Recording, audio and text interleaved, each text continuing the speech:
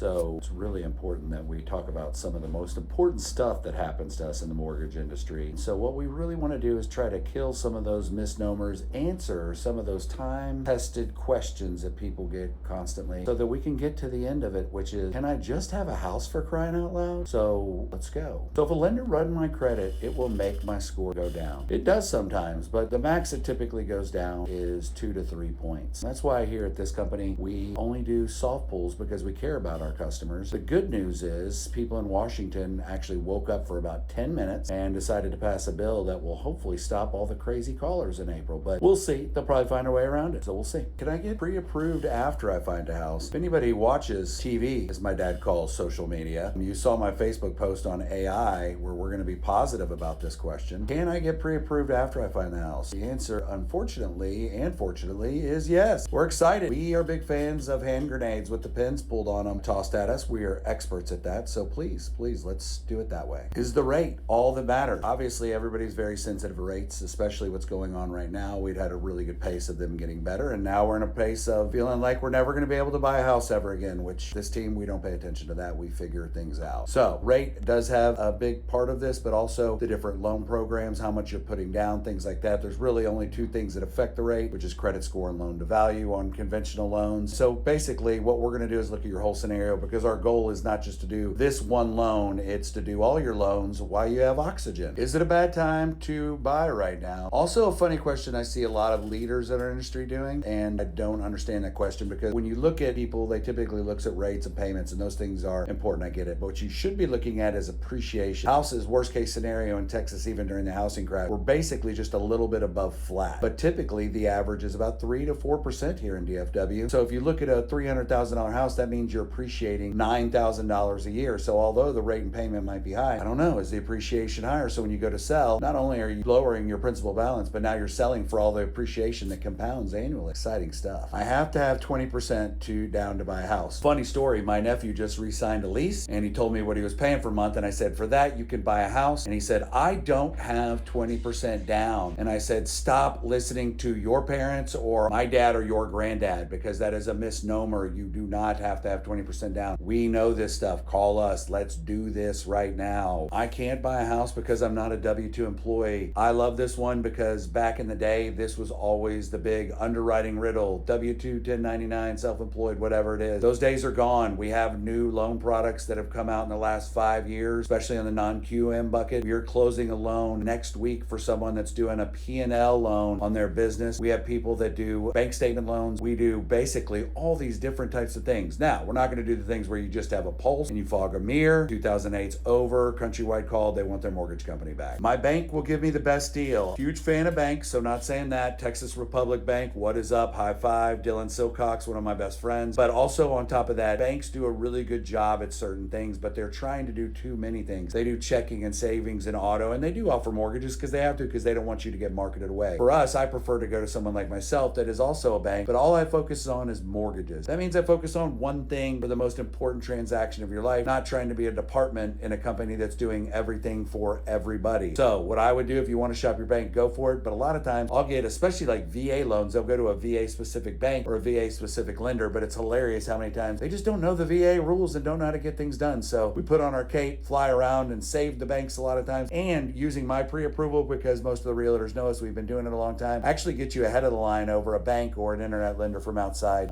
The great DFW. Use your local lenders, reach out, let's get moving.